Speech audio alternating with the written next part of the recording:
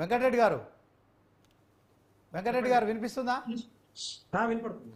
Okay sir, ఇప్పుడు మీరేమో one nation one election అనే నినాదం తీసుకురావడానికి, జమిలీ ఎన్నికలు తీసుకురావడానికి మీరు ప్రయత్నిస్తున్నారు. అట్ ద సేమ్ టైం రాష్ట్రంలో ఉన్న ప్రభుత్వం, కాంగ్రెస్ ప్రభుత్వం కూడా మరి గత 10 ఏళ్ళుగా కూడా చాలామంది పేదలు రేషన్ కార్డుల కోసం ఎన్నో ఎదురు చూపులు చూశారు. ఇటు బీఆర్ఎస్ అలాగే బీజేపీ అలాగే కాంగ్రెస్ ప్రతిపక్షంలో ఉన్నప్పుడు మీరు ఆరోపణలు చేశారు. వీటన్నిటికీ చెక్ పట్టే విధంగా మరి సీఎం రేవంత్ రెడ్డి నిన్న మరి హెల్త్ మినిస్టర్తో కావచ్చు, అలాగే సివిల్ సప్లై మినిస్టర్ ఇద్దరితో కలిసి మరి ఒకే కార్డు ఒకే స్టేట్ అనే నినాదం తీసుకురాబోతున్నారు. ఇందులో సంక్షేమ పథకాలను కూడా యాడ్ చేస్తున్నారు.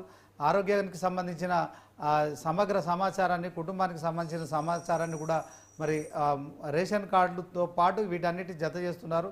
సో దీన్ని ఎట్లా చూస్తారు? అందరికీ నమస్కారం. ఇప్పుడు కాంగ్రెస్ ప్రభుత్వం తీసుకొచ్చే one state one card for family digital card ఏదైతే ఉందో దాన్ని ఇంటిగ్రేట్ చేసుకుంటూ, అంటే హెల్త్ కానీ లేకపోతే ఆ రేషన్ కానీ ఇంకా మిగతా ఏవైతే సంక్షేమ పథకాలు ఉన్నాయో ఇవన్నీ కూడా ఇంటిగ్రేట్ చేసుకుంటూ తీసుకొద్దామని చెప్పి ఏదైతే ప్లాన్ ఉందో మంచిదే, ఎందుకంటే స్వాగతించవచ్చు. ఎందుకంటే ఇప్పుడు చాలా మంది తెలంగాణ రాష్ట్రం వచ్చిన తర్వాత ఒక సమగ్రమైన మంచి పరిపాలన అందించాలని ఒక ఆలోచనతోటి మనం తెలంగాణ తెచ్చుకున్నాం. గత 10 సంవత్సరాలు చూసాము ఏ విధంగా తెలంగాణ తెచ్చుకున్న తర్వాత ఏ విధంగా మరి సంక్షేమ పథకాలు కానీ మిగతాయి కానీ ఏ విధంగా డైవర్ట్ అయిపోయి తర్వాత లక్షల కోట్ల అప్పులు తీసుకొచ్చి మరి తెలంగాణ ప్రజలు ఎత్తి మీద పెట్టారు. మనం అవన్నీ చూసాం. ఇప్పుడు సమగ్రంగా ఒక కుటుంబ వివరాలన్నీ కూడా ఒక కార్డుపై తీసుకొచ్చి మరి ఈ హెల్త్ కానీ లేకపోతే రేషన్ కానీ లేకపోతే ఇంకొక సంక్షేమ పథకాలు కానీ ఇవన్నీ కూడా ఒక డైరెక్ట్ బెనిఫిట్ ట్రాన్స్ఫర్ కింద ఇస్తే మాత్రం డెఫినెట్ గా కరప్షన్ తగ్గే అవకాశాలు ఉంటాయి. కరప్షన్ కంపల్సరీగా తగ్గే అవకాశాలు ఉంటాయి. ఎందుకంటే ఇదే కార్డు చూపించి ఫర్ ఎగ్జాంపుల్ ఒక ఆధార్ కార్డు లాగాను లేకపోతే ఇంకొక కార్డు లాగాను ఇంకో కార్డు లాగాను ఇదే కార్డు చూపించి ఎక్కడైనా కూడా రేషన్ తీసుకోవచ్చు కదా, ఎక్కడైనా ఏ హాస్పిటల్కి వెళ్ళైనా కూడా వైద్యం పొందొచ్చు కదా. తర్వాత ఎక్కడి నుంచి అయినా కూడా మరి ఈ సంక్షేమ పథకాలు కూడా ట్రాన్స్ఫర్ ఆ అమౌంట్ ఏదైతే ఉందో ఆ డైరెక్ట్ బెనిఫిట్ ట్రాన్స్ఫర్ కింద వాళ్ళ బ్యాంక్ అకౌంట్ లో పడే అవకాశాలు ఉంటాయి. దీనివల్ల డెఫినెట్ గా ఒక మంచి పరిపాలన అందించవచ్చు. కానీ అది చేస్తేనే దాని ప్లానింగ్ కానీ ఇంప్లిమెంటేషన్ కానీ మానిటరింగ్ కానీ సమగ్రంగా పకడ్బందీగా చేస్తేనే ఇవన్నీ కూడా తెలంగాణ ప్రజలకు అందే అవకాశాలు ఉంటాయి. తూతూ మంత్రంగా మేము ఏదో మొదలు పెడుతున్నాం రేపొద్దున దాన్ని పట్టించుకోము అంటే మాత్రం ఎట్టి పరిస్థితుల్లో అది కూడా డైవర్ట్ అయ్యే అవకాశాలు ఉంటాయి. మనం చూసాం కాంగ్రెస్ పార్టీ అంతకుముందు ప్రభుత్వం రాకముందు రేవంత్ రెడ్డి గారు చాలా విషయాలు చెప్పారు, చాలా హామీలు ఇచ్చారు. 6 గ్యారెంటీలని, తర్వాత రుణమాఫీ అని, ఇంకా చాలా విషయాలు చెప్పారు. దాంట్లో ముఖ్యంగా ఈ 6 గ్యారెంటీలు 13 అంశాలు ఉంటే ఇప్పటివరకు 5 అంశాలు మాత్రం టచ్ చేశారు. ఇంకా 8 అంశాలు అట్లాగే ఉన్నాయి. దానికోసం తెలంగాణ ప్రజలు వెయిట్ చేస్తా ఉన్నారు, ఎదురు చూస్తున్నారు. దగ్గర 8-9 నెలలు అవుతా ఉంది. ఇంకో 2 నెలలు పోతే, ఇంకా 2-3 నెలలు పోతే మరి సంవత్సరం అయ్యే అవకాశాలు ఉన్నాయి. వెంకటరెడ్డి గారు, ఇక బీఆర్ఎస్ నాయకులు ఉన్నారు, కిషోర్ గౌడ్, ఆయనతో మాట్లాడదాం. ఇంకా మరి గత 10 ఏళ్ళుగా కూడా రేషన్ కార్డు ఇవ్వడంలో బీఆర్ఎస్ ప్రభుత్వం విఫలమైపోయింది.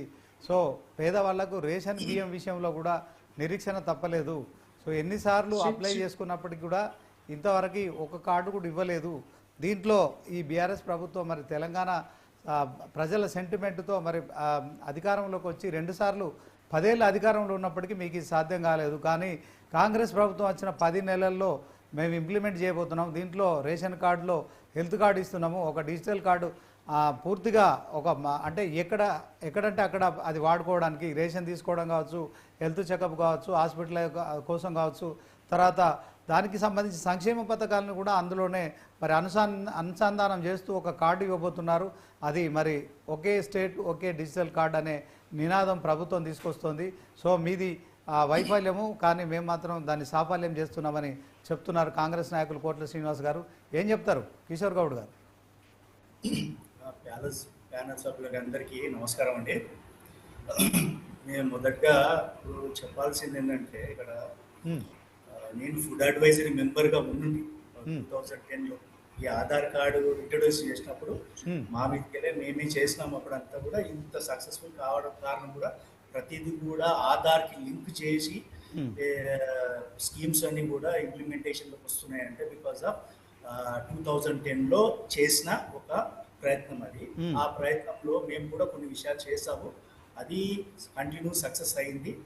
మా పాలనలో ఏం చేసాము 2014 నుంచి తర్వాత 23 దాకా అని అంటే కూడా అది అవగాహన ఉండి మాట్లాడుతున్నారా, అవగాహన లేక మాట్లాడుతున్నారా, ఏదో టీవీలో లైవ్ లో వచ్చినాం కదా, ఏదో పడితే అది మాట్లాడేస్తే అయిపోతుంది కదా, ప్రజలకు ఏం తెలియదు కదా అని అనుకుంటారు. కానీ మీకు ఎన్నో 91 లక్షల కార్డులు ఇచ్చామండి.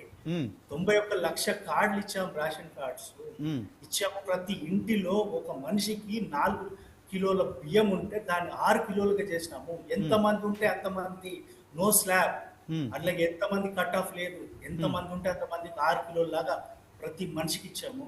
అదే విధంగా రైతు బంధు కానీ ఇంకా సంబంధించిన వెల్ఫేర్ స్కీమ్స్ అన్ని కూడా లింక్ అయి ఉన్నాయి, ఆధార్కి లింక్ అయి ఉన్నాయి, తర్వాత రేషన్ కార్డు కూడా లింక్ అయి ఉన్నాయి. ఇప్పుడు ఈ రోజు పైలట్ ప్రాజెక్ట్ గా వస్తున్నారు. అవగాహన లేకుండా మాట్లాడకూడదు అనేది నా ఆలోచన. అవగాహన తెలుసుకొని మాట్లాడితే లైఫ్ లో జర బాగుంటది, ఉంటది. ఇప్పుడు వీళ్ళు ఒక పైలట్ ప్రాజెక్ట్ తీసుకుంటున్నారు, ఒక చూచాగా ఒక 2-3 పాయింట్ వదిలారు. గైడ్ లైన్స్ ఏది ఇంకా చెప్పలేదు.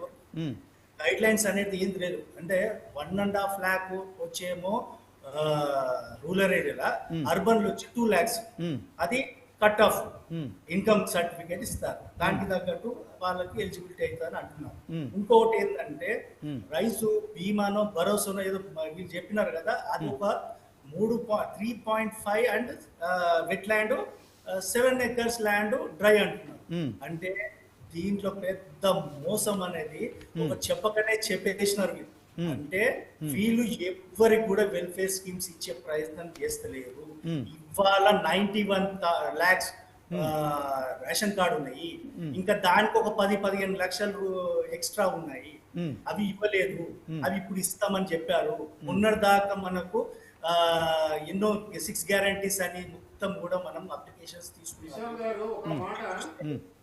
ఒక్క నిమిషం మీరు ఉండాలా ఒక్క నిమిషం నాకు కంప్లీట్ చేసినాక నువ్వు అబద్ధాలు మాట్లాడుతుంటే తప్పుదారి పట్టిస్తుంటే ప్రజలు చూసుకుంటూ కానీ మేము చూసుకుంటూ కానీ కూర్చోలేము. టీఆర్ఎస్ ప్రభుత్వంలో 90 లక్షల కార్డులు ఇచ్చారు. మీకంటే ముందు నేను ఫుడ్ అడ్వైజరీ కమిటీగా నేను రాజశేఖర రెడ్డి గారి ప్రభుత్వంలో ఉన్నా. ఆ రోజు రాజశేఖర రెడ్డి గారి ప్రభుత్వంలో రేషన్ కార్డులు కానీ, అన్నపూర్ణ కార్డులు కానీ, అంత్యోదయ కార్డులు ఇచ్చిన చరిత్ర కాంగ్రెస్ పార్టీది. కానీ 90 లక్షల కార్డులు ఇచ్చామని మీరు టీవీ సాక్షిగా 360 ఛానల్ సాక్షిగా అబద్ధం చెప్తుంటే ఇంకా కూడా మీకు బుద్ధి రాలేదా? ప్రతిపక్షంలో కూర్చోబెట్టారు. ఇట్లా అబద్ధాలు చెప్పుకుంటూ పోతే రేపు అసెంబ్లీలో కూడా ఇది ఉండదు. కిషోర్ గారు, నువ్వు అంటే నాకు చాలా ఇష్టమైన మనిషి, నా మంచి ఫ్రెండ్. నువ్వు మొన్నటిదాకా బీసీ కమిషన్ మెంబర్ చేసినావు, అవునా? కానీ అబద్ధాలు ఆడే ముందలా మనం ప్రొటెక్షన్ చేసుకోవాలనుకున్నప్పుడు వాస్తవాలు వెల్లడిస్తే ప్రజలు కూడా హర్షిస్తారు. మీరు అబద్ధాలు ఆడితే ప్రజలు హర్షించరు. ఇప్పటికే మీ పైన కానీ మీ పార్టీ పైన కానీ ఒక విరక్తి ఏంది. దాదాపు మాకు 60 సీట్లు ఇచ్చి పార్లమెంట్ లో మీకు గుండు సుధా పెట్టారు. రేపు స్థానిక సంస్థల ఎన్నికల్లో ఇంకా 00 పెడతారు. కనుక ఇప్పటికైనా అబద్ధాలు ఆడకుండా మీరు నిజం చెప్పండి. తెలంగాణ రాష్ట్రం ఇచ్చే నాటికి ఒక్క నిమిషం కిషోర్, ఒక్క నిమిషం. తెలంగాణ ఇచ్చే నాటికి శ్రీమతి సోనియా గాంధీ 60,000 కోట్ల ధనిక రాష్ట్రం ఇస్తే గత ప్రభుత్వంలో 7 లక్షల కోట్ల రూపాయలు ఏ విధంగా చేసిందని అడుగుతున్నాను. ఒక్క రేషన్ కార్డు ఇస్తే ఆ రేషన్ కార్డు తీసుకొని ఆర్ట్స్ కాలేజ్ కాడికి వస్తే ముక్కు నేలకు రాసిపోతారు. ఇది సవాల్ విసురుతున్నా. భాయ్ సాబ్ నువ్వు విను, నువ్వు ముక్కు నాలుగు వేసుకో, ఏదైనా చేసుకో, కానీ నేను ఒకటి చెప్తున్నా విను. ఇన్ఫర్మేషన్ రేవంత్ రెడ్డి గారు ముఖ్యమంత్రి మంచి పరిపాలన అందిస్తున్నారు. ఇక్కడ ఏమవుతుందంటే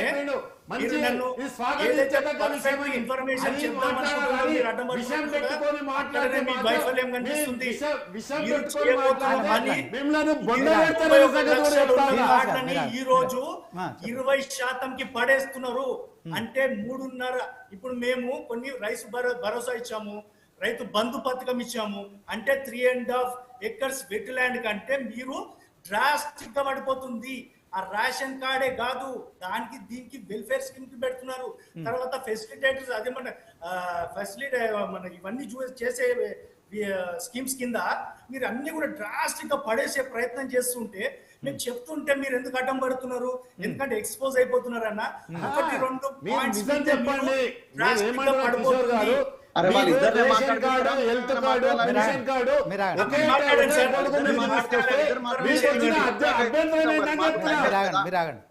మీరు మాట్లాడండి కిషోర్ గారు. కిషోర్ గారు మాట్లాడిపోయాను మేమెందుకు మరి అనవసరం కదా. బీఆర్ఎస్ కాంగ్రెస్ పెట్టండి తనుకోమని చెప్పండి. ఓకే యాదగిరి గారు ముందు మీతోనే మాట్లాడదాం అనుకో, ఎందుకంటే అనలిస్ట్ గా మీరైతే కొంత అటు ఇటు కాకుండా. నా పేరు డాక్టర్ జయరామ్, ఎవరి పేరు నాకు చెప్పకండి. ఓ సారీ జయరామ్ గారు సారీ. నమస్తే. అది మన ముందు ఇది కాదు కానీ ఒకటే శ్రీనివాస్, దీంట్లో ఇప్పుడు బీఆర్ఎస్ మిత్రుడికి తెలుసో తెలియకో మాట్లాడుతున్నారు అని చెప్తున్నాడు. ఇప్పుడు ఈయన చెప్తుంటే నేను ఇంటర్నెట్ లోపల ఒక నెట్ సర్వే రిపోర్ట్ తీశాను. ఇది బీఆర్ఎస్ చేసిన ఇంటింటి సర్వే రిపోర్ట్. ఇది కావాలంటే నాకు బీఆర్ఎస్ నెంబర్ పంపించండి, ఆయన ఇది పంపించేస్తాను. ఇక్కడ ఇంటింటి సర్వే లోపల సొంత ఇండ్లున్న వాళ్ళెంత, అద్దె ఇండ్లున్న వాళ్ళెంత, టోటల్ సర్వే ఉంది. అంటే తెలంగాణ లోపల 91 లక్ష ఫ్యామిలీసే లేవు. 91 లక్ష ఫ్యామిలీస్ లేకుండా 91 లక్షల వీళ్ళు కార్డ్ అటాచ్ చేసిండ్రు. టోటల్ జనాభా వచ్చేసి మన తెలంగాణలో ఉన్న జనాభా ఎంత అంటే 3,68,000 మంది ఉన్నారు. ఇది ఇంటింటి సర్వే రిపోర్ట్ లో, ఇంకో సర్వే రిపోర్ట్ లో XYZ సర్వే రిపోర్ట్ ఇది. ఓకేనా? మరి అంటే ఇంటికి 3 చొప్పున లెక్క చేసినా కూడా ఎట్లేకున్నా కూడా కోటి మంది అవుతారు, 40 ఫ్యామిలీస్ అవుతాయి. మరి 90 లక్షల కార్డు ఎట్లా రిలీజ్ అయినాయో బీఆర్ఎస్ నాకైతే తెలియదు. మరి ఈ బీఆర్ఎస్ వాళ్ళు ఏం చెప్తే నాకు తెలియదు. నెక్స్ట్ ఇంకొకటి వచ్చేసి దీంట్ లోపల ఈ జనాభా లోపల ఇంకొక జనాభా సర్వే లెక్కల ఏం చెప్తున్నాయి అంటే జనాభా లెక్కల సమతుల్యత, పిల్లలు, యంగ్స్టర్స్ వాళ్ళని కానీ తీసినట్టు అయితే below poverty line, middle class poverty line, అది కూడా దీంట్లో కుటుంబాల పరిస్థితి కూడా ఉంది. అంటే సొంత ఇల్లు కుటుంబాలు ఉన్న వాళ్ళు 24,900 ఉన్నారు. అద్దె ఇళ్లలో ఉంటున్న కుటుంబాలు వచ్చేసి 24,58,851 అద్దె ఇళ్లలో ఉంటున్న వాళ్ళు. ఒకే గదిలో నివాసం ఉంటున్న వాళ్ళు వచ్చేసి 45,02,101. ఇది తాత్కాలిక నివాసంలో ఉంటున్న వాళ్ళు 3,24,312.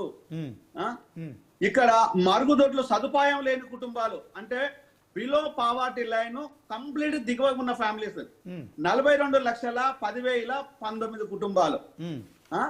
ఇక విద్యుత్ సౌకర్యం లేని కుటుంబాలు కూడా ఇంకా మన రాష్ట్రంలో ఉన్నాయి. ఇదెంత ఉన్నాయంటే 14,49,462. ఇది కుటుంబాలు. మరి దీని లోపల 90 లక్షల కార్డు ఇచ్చిందని ఆయన చెప్పేస్తున్నాడు. ఇప్పుడు ఎవరికి దీంట్ లోపల అవగాహన లేనట్టు? ఓకే జయరామ్ గారు, ఇప్పుడు మీరు చెప్తున్నారు, ఒక్క నిమిషం వినండి. నేను ఇంకా నీకు కావాలని కూడా ఫుల్ డీటెయిల్ చెప్తాను. నేను ఎప్పుడు లైవ్ లో కూర్చున్నా కూడా ఏదో ఊక తంపుడు మాటలు చెప్పను. నాకు ఏ రాజకీయ పార్టీతో అవసరం లేదు. నేను స్ట్రైట్ గా ఒకటే అడుగుతున్నాను. అంటే చిన్న డౌట్ సార్, రేవంత్ రెడ్డి చేస్తున్నది తప్ప రైటా అంటే నిజంగా రేవంత్ రెడ్డి కనుక చిత్తశుద్ధి ఉన్నట్టు అయితే అందరిని కలిపి ఒక డిజిటల్ కార్డు కనుక ప్రవేశపెట్టినట్టు అది దానికి ఉన్న మూల సదుపాయం ఏంది, ఆదరణ ఏంది, దాన్ని ఎట్లా విధంగా జస్టిఫికేషన్ చేయండి దాన్ని చెప్పాలి. ఇది number 1. Number 2, state government, central government already Aadhaar card ఇచ్చింది. ఆధార్ కార్డుకు లింక్ చేస్తే సరిపోతుంది. ఓకేనా? ఇంకొకటి నేనే కాదు, నాలాంటి వాళ్ళు చాలా మంది ఆధార్ కార్డుకు ఎలక్షన్ ఐడి కార్డు కూడా లింక్ చేయమని చెప్పిండ్రు. ఎలక్షన్ ఐడి కార్డు ఎట్లాగో సెంట్రల్ గవర్నమెంట్ కదా దమ్ము లేదు, ధైర్యం లేదు, అది చేసే పని కాదు. రాష్ట్ర ప్రభుత్వాలలో కూడా ఎవరికి అంత సినిమా కూడా లేదు. సో మిగతా ఫ్యామిలీస్ కార్లన్నా చేద్దాం. ఇది ఏ ప్రాతిపదికన చేస్తున్నారో కూడా చెప్పాలి కదా. సర్వే ఏమి జరగలేదు. కుటుంబాలు ఇప్పుడు బీసీలకు కంప్లీట్ రిజర్వేషన్లు కావాలని అడుగుతున్నారు. జనాభా ఎంతో తేలాలంటున్నారు. ఎస్సీ వర్గీకరణ నిన్నగాక మన సుప్రీంకోర్టు లోపల ఎస్ అని చెప్పింది. ఎస్సీ వర్గీకరణలో ఉన్న మాలల శాతం ఎంత, మాదివ శాతం ఎంత, దాని ఉపకులాలు ఎంత. ఇప్పుడు ఉన్న పదవులలో ఉన్న వాళ్ళు మాల మాదిగలు అంటే మాలోళ్ళు లేరు, మాదిగోళ్ళు లేరు. మాల ఉపకులాలు ఉన్నది, మాదిగ ఉపకులాలు ఉన్నారు. ఇది ఒక పెద్ద బ్రేకింగ్ న్యూస్ అన్నట్టు. ఇది ఇంకా ఇక్కడ చాలా మంది ఏమనుకుంటే మాదిగోళ్ళ దాంట్లో మినిస్టర్లు ఉన్నారు, మాలోళ్ళ దాంట్లో లేదు, మాదిగోళ్ళ దాంట్లో లేదు.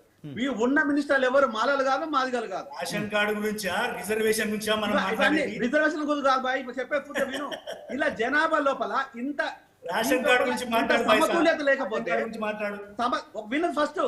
ఇలా సమతుల్యత లేకపోతే ఎవరిని తీసుకొచ్చి ఎక్కడ పెడతారు? అంటే ఇక్కడ కులాల వారిగా, మతాల వారిగా జనాభా లెక్కలు కావాలి. మనోడికి ఆ విషయం కూడా తెలియదు. ఇక బీసీల జనాభా కావాలా, కులగణన కావాలని అందరం మొత్తుకుంటున్నాం, అది కూడా తెలియదు. మరి ఇది జనాభా లెక్కలు అంటే జనాభా ఇవన్నీ కలుతున్నాయి కదా జనాభా లెక్కలు. భారతదేశం లోపల కులాలు ఉన్నాయి, మతాలు ఉన్నాయి, మనుషులు ఉన్నది, లేనోడు ఉన్నాడు, ఉన్నోడు ఉన్నాడు, ఎవడు ఎంతనో అది కదా మనం చెప్పాల్సింది. ఇప్పుడు డిజిటల్ కార్డు ప్రవేశపెట్టిన మాత్రాన నిరుపేదకు ఏదైనా ఉపయోగం మీరంటే చాలా గౌరవం నాకు. జయరామ్ గారు, జయరామ్ మీరు ఆగండి. ఒక్క నిమిషం. నేను ఏమంటానంటే ఒకటే నిమిషం జయరామ్, మీరంటే నాకు చాలా గౌరవం. మీ విశ్లేషణ చాలా చక్కగా ఉంది. ఒక్క నిమిషం. డిజిటల్ కార్డు ప్రజలకు ఉపయోగపడేదైతే మాకు ఎలాంటి అభ్యంతరం లేదు, అది డెఫినెట్ గా స్వాగతిద్దాము. కానీ ఈ ప్రజల లెక్కలు తెలియకుండా డిజిటల్ కార్డు ఇస్తేనే అది అపరాధం అవుతుంది. ఆ తప్పులు జరగకుండా చూసుకోవాల్సింది పాలక ప్రభుత్వాలు చూసుకోవాలి. చెప్పండి జయరామ్ గారు, ఒక్క నిమిషం. మీరు ఏమన్నారంటే, మీరు చెప్పిన ఏదైతే రేషన్ కార్డుల సర్వేను నేను స్వాగతిస్తున్నా, మిమ్మల్ని గౌరవిస్తున్నా. రెండవది, ఈ విధి విధానాలు ఏదైతే వన్ స్టేట్ వన్ కార్డు విధి విధానాలు ఇంకా అంకురార్పణ జరిగిందే నిన్న. దాని మీద ఇంకా సమగ్ర చర్చ జరిగిన తర్వాత ఏ వర్గాలను తీసుకోవాలి, ఏం చేయాలి, దీని కిందకి ఏవేవి వస్తాయి, పెన్షన్లు వస్తాయా, రైతు బంధు వస్తాయా, రైతు వస్తుందా, ఇల్లు లేని వాళ్ళు వస్తారా, పెన్షన్ రాని వాళ్ళు వస్తారా, వితాంతువులు వస్తారా, వృద్ధాప్య పెన్షన్లు వస్తాయా, అదే విధంగా మరి రైతు భరోసా వస్తుందా అని విధి విధానాలు ఖరారు చేస్తా ఉంది ప్రభుత్వం. ఇంత లోపలనే మీరు ఏమంటారు, సమగ్ర కుటుంబ జరగాలంటారు. ఈ దేశంలో ఎన్నోసార్లు కుటుంబ సర్వే జరగాలని, అదే విధంగా జనగణ జరపట్టి దానిలో కునగణ జరపడాలని గౌరవ సుప్రీంకోర్టు ఆదేశిస్తే కూడా కేంద్ర ప్రభుత్వంలోని దరిద్ర